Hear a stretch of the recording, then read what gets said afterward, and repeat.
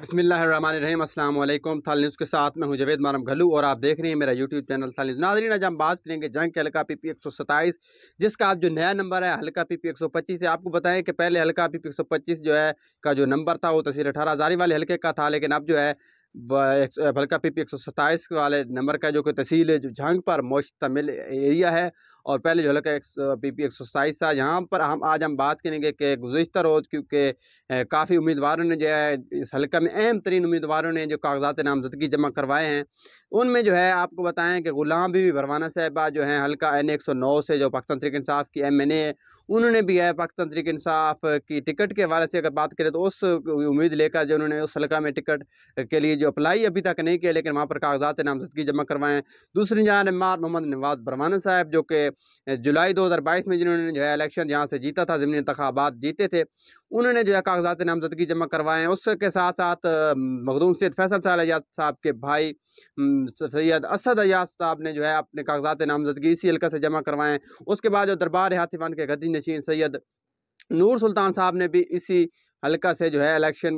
लड़ने के लिए कागजात नामजदगी जमा करवाए हैं। उसके बाद जो पाकिस्तान मुस्लिम लीग नून के उम्मीदवार की अगर बात की जाए तो मार मोहम्मद असलम भरवाना साहब ने, जिन्होंने जो कि पाकिस्तान मुस्लिम लीग नून के नामजद उम्मीदवार थे जुलाई 2022 के आम इंतखाबात तो नहीं, ज़मीनी इंतखाबात थे उस वक्त, उनके पाकिस्तान मुस्लिम लीग नून की जानिब से उम्मीदवार थे, तो उन्होंने इन अहम तरीन जो उम्मीदवारों ने कागजात नामजदगी जमा करवाएं। दूसरे उम्मीदवार क्योंकि पहले भी MPs का इलेक्शन लड़ते आए हैं और वो पाकिस्तान मुस्लिम लीग नून के हों, पाकिस्तान तहरीक इंसाफ के हों, लेकिन यहाँ पर जो है अहमियत यह है कि गुलाम बीबी भरवाना साहिबा ने जो है MPA का इलेक्शन लड़ने के लिए यहाँ पर कागजात नामजदगी जमा करवाए हैं, जो कि एक ब्रेकिंग न्यूज़ है क्योंकि ये वो पाकिस्तान तहरीक इंसाफ की MNA हल्का N 109 से और वो टिकट की उम्मीदवार भी है हल्का N 109 से, लेकिन जो है कहीं कहीं कहीं कुछ बात जो है समझ भी आती है क्योंकि हल्का N 109 से उनको टिकट मिलने के चांसेस जो हैं 50-50 हो चुके हैं। शेख वकास साहब को टिकट मिलने के हवाले से भी बातें हो रही हैं और पीर अफजाल शरीफ की हिमायत, क्योंकि शेख वकास साहब को हासिल है इस हवाले से, टिकट के हवाले से भी और दीगर उनके मुरीदीन की जो होगी सपोर्ट होगी वो भी उन्हीं को हासिल होगी। तो इस हवाले से जो है ये बात अहमियत हासिल कर जाती है कि पाकिस्तान तहरीक इंसाफ की टिकट के लिए हो सकता है हल्का PP 127 से जो है गुलाम बीबी भरवाना साहिबा जो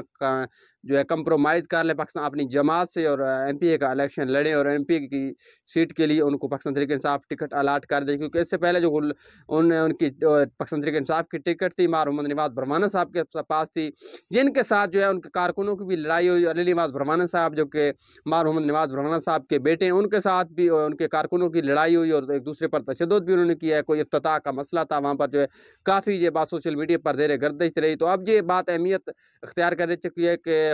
आया जो है गुलाम बीबी भरवाना साहिबा जो है MNA के इलेक्शन से दस्तबरदार हो चुकी हैं या जो है फ़िलहाल वो MPA का इलेक्शन लड़ेंगी और MNA आने वाले दिनों में हालात देखकर जो फैसला करेंगे कि MNA का इलेक्शन भी वो लड़ें। तमाम इस बात का फैसला तो गुलाम बीबी भरवाना साहिबा करेंगी, लेकिन टिकट के लिए जो है लंबी लिस्ट जो है PP 125